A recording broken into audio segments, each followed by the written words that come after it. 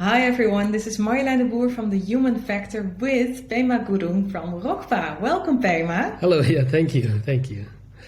So great to have you. So before we start our conversation about Rokpa, let me first introduce why we're having this conversation together. Because Human Factor finds it really important to support a lot of great causes, because we really feel that social responsibility where we want to enhance our mission from humanizing the workplace to humanizing the world. So that's why we're donating and supporting a lot of great causes, and all these causes, of course, play a central role in the human factor. And Rokpa for sure does that. So I'm really, really happy and excited to talk to you about Rokpa. It also has a special place in my heart, but we'll discuss that later. Right. So, Pema, can you maybe start by telling us what Rokpa does? Yes, sure. Hello and namaste, everyone. So first of all, actually, I want to thank Marjolein and the Human Factor for this opportunity to speak about the works and deeds of Rokpa. So Rokpa International is a humanitarian organization founded in 1980 by one of the respected spiritual leader, Dr. Akung Tulku Rinpoche, and a former Swiss actress Leah Wheeler, and her father, Dr. Viet Wheeler, providing help where it is most needed in Nepal, Zimbabwe, and South Africa. So since I'm from Nepal, I'm mostly going to share highlight a few projects in Nepal. Otherwise, it's going to get too long.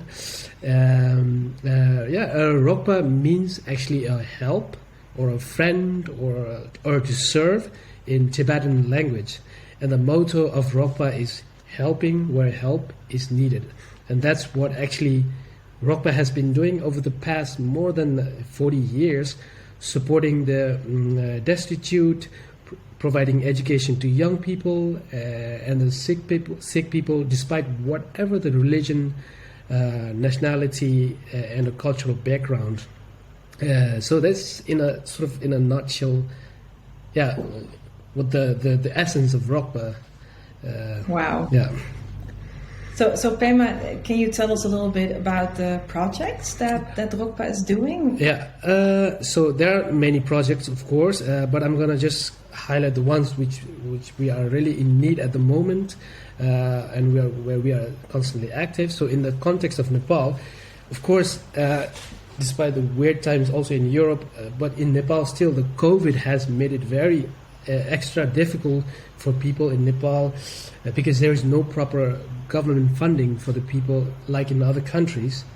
Thanks to our donors, Rokpa has been able to provide food, medical supplies to people in Nepal that were affected the most, but we still need more donors so we can help feed the families that don't have enough to eat.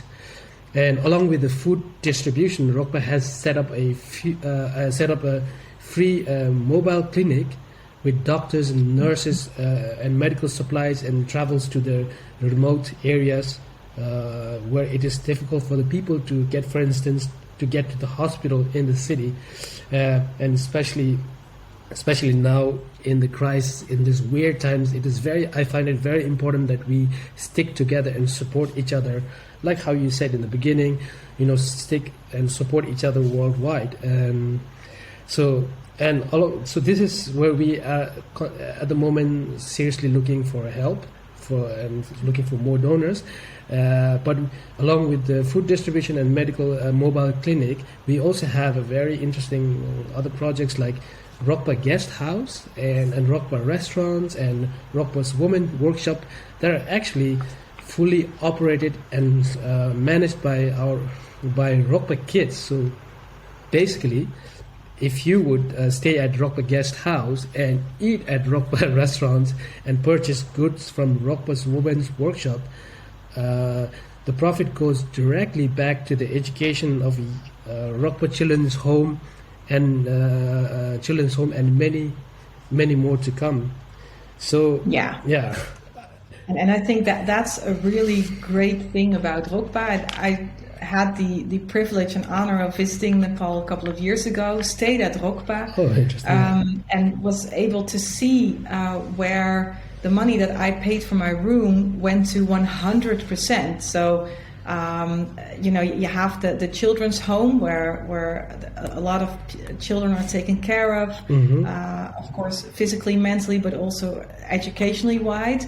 But then if you eat at the restaurants, you see a lot of kids that came from the Rokpa home that now work at the restaurant, either as a manager or a chef or a waitress. So it's a full circle program. Yeah. And the same goes for the women's workshop, doesn't it? Yes. Pema? It's also... It is indeed. So like very great to hear that you stayed there and you saw it for yourself. I wanted to say that it is pretty very transparent, that you will see through your own eyes how the money really circulates. So all the kids and staff working there are the ones actually very interesting. So all the kids and staff that are working there are the ones generating income to help more children like them, and to of course, and to overcome the pain and suffering that they had when they were small. And in fact, I'm also one of the former Rokpa child, who is actually a true evidence how a Rokpa can change an individual's life. So so basically, I'm now based in Netherlands and spreading the words and deeds of Rokpa whenever possible. Actually, that's what I have a connection with Rokpa. But actually, I was like born in Dolpa, high up in the Himalayas of Nepal, near the border of Tibet. However, I grew up in a Rokpa children's home in Kathmandu, Nepal, along with other 60 brothers and sisters whom I consider them as my family. Whenever I visit and go back, I feel really home.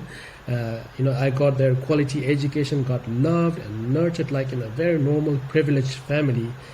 When me and my family needed help the most, Rokpa saved our lives, and therefore I'm forever grateful. Yeah, so that's what my connection with Rokpa, and I'm constantly so very emotional, and at the same time very proud to talk about the works of Rokpa. Well, and I think it's so.